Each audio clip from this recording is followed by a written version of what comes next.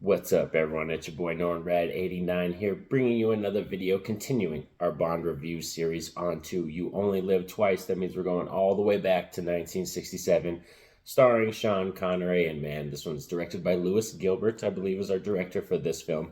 And I have a lot of fun with this one. Sean Connery is just the actor that I think of when I think of James Bond. He's the person I picture in my head, so he's like in my heart, my favorite James Bond. And like I said, You Only Live Twice is a really fun film. It's got a lot of stuff in it, great elements that just add to the perfect kind of Bond formula for a Bond film.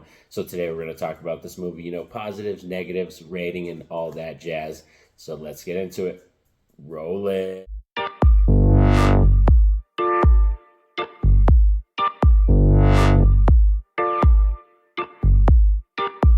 So You Only Live Twice from 1967. Man, this is a spectacular fun one for me. Let's get right into the positives for me. Is that I like the setting for this one as we take Bond on an adventure to Japan.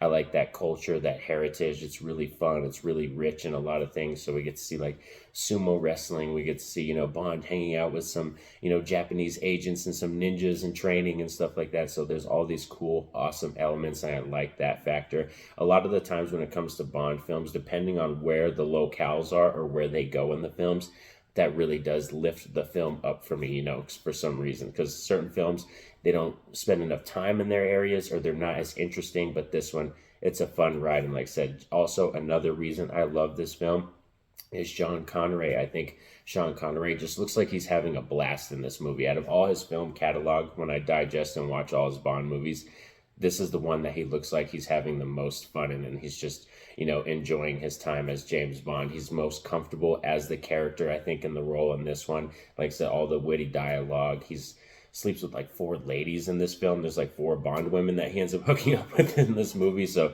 yeah, he has a lot of fun times in this movie, and good physical fights too. There's a lot of good physical moments, and some of the best fights that I think Sean Connery has had is in this one. Another great element of this film is that we have some really cool, awesome gadgets. Like I said, this film has everything you kind of want in terms of Bond formula.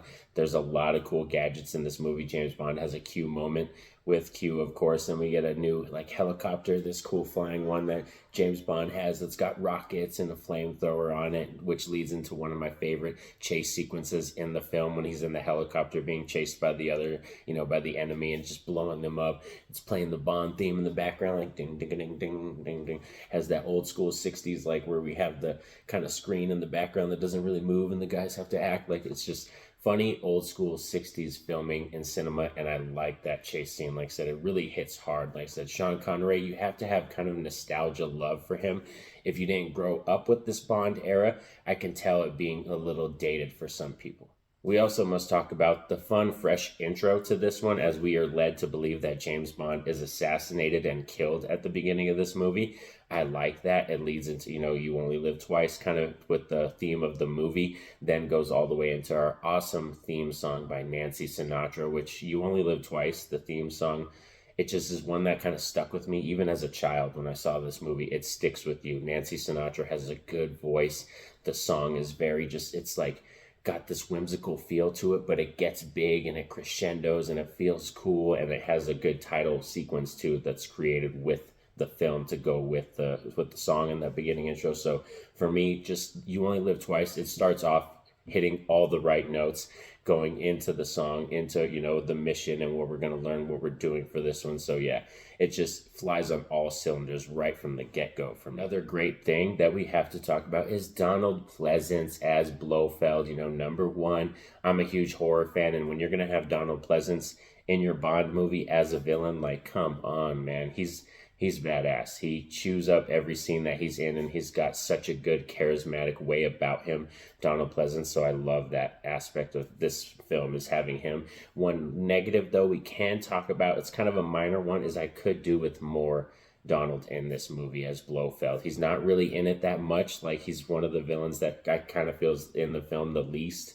You don't really get to see the reveal till the end, but it's potent and you feel the reveal. But I just wish, I wouldn't complain, you know what I mean? If we had more Donald Pleasence in this movie, it would totally be a good thing for me.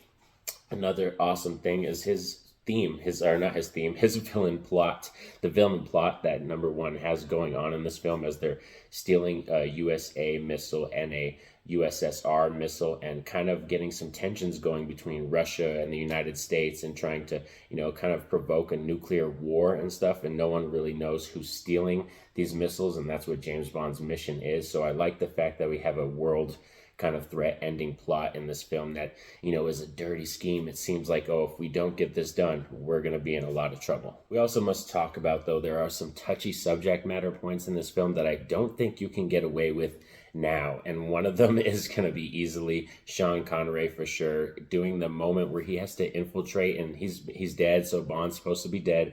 And he has to kind of look like a Japanese man. So they kind of, give him this dyed hair wig and do stuff to his eyebrows. And yeah, there's just it's a certain scene that like you cannot get away with writing that or having that in a movie now. So it's like, I just kind of look at it as like that's the Bond franchise is great because it spans so many decades that you can see the evolution of filming as what's not okay and what is okay over the decades and how, like I said, cinema's changed as a whole.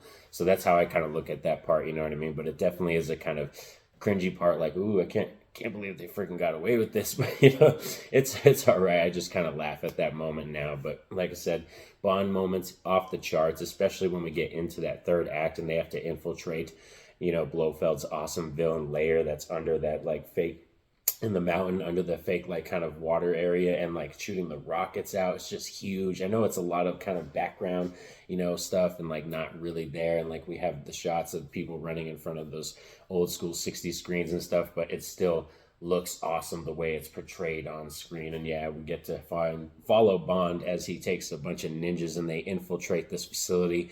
It's cool. For a moment there, they tease that Bond's going to be going to space, but then of course, Blofeld catches him and everything. So, yeah, this film, it just has this way about it that's just fun for me. That's the best way to describe it is when I take this journey and watch You Only Live Twice and I rewatch it, I just have a blast every time because it's just carrying me all the way through. Like I said, all my negatives with it are just kind of minor negatives that it's kind of dated in some aspects, be it the story elements of some things, some of the graphics are a little bit dated, and the fact that I can totally use some more Donald Pleasance in this film, especially like that scene when he feeds that lady to the piranhas, like, whew, that's some epic stuff. It's very, very gruesome. So like that scene, I like it. I want more of that stuff in my Bond film, you know what I mean? But yeah, those are just kind of minor negatives. As it stands though, for a rating, You Only Live Twice is going to get an 8.5 out of 10 in my book. This is a very solid, strong Bond film, definitely in the higher up end, the better end of my Bond ranking for films because I return to this one often. And like I said, Sean Connery is just the guy I think of when I think of James Bond, and this one like has so many fresh, cool elements about it. All the sexy Bond ladies, all the cool gadgets, Donald Pleasance as our villain, the cool, fresh intro. I like our Bond song. There's just so much that I love about this film that every time I return to it, the nostalgia just grows stronger. But these are just my thoughts and my opinions on You Only Live Twice. That means I would love to hear from all of you in the comments section. Share your thoughts on this film. What are your feelings on Sean Connery as James Bond? Do you feel his films are a little dated, or are you totally down with this era? Because for me, this is the era that I was first introduced to was James Bond. My mom showed me Diamonds Are Forever at a pretty young age, so he was the first Bond I ever got introduced to. So I have love for Sean Connery all the time when I return to his films. And be sure to stay tuned to the channel, like and subscribe, because we're going to be continuing this Bond review series. The next one that I picked out of that hat was GoldenEye, so we're going to be talking about the Pierce Brosnan era and GoldenEye and how influential that one was because it got a very, very powerful N64, Nintendo 64 video game that paired along with the movie that kind of makes GoldenEye just a really good culture film. It has a good culture behind it. There's a lot of stuff to talk about there. So I'm excited about that. But like I said, stay tuned to the channel. But most importantly, I want you all to have a safe and happy day, everyone. Peace out.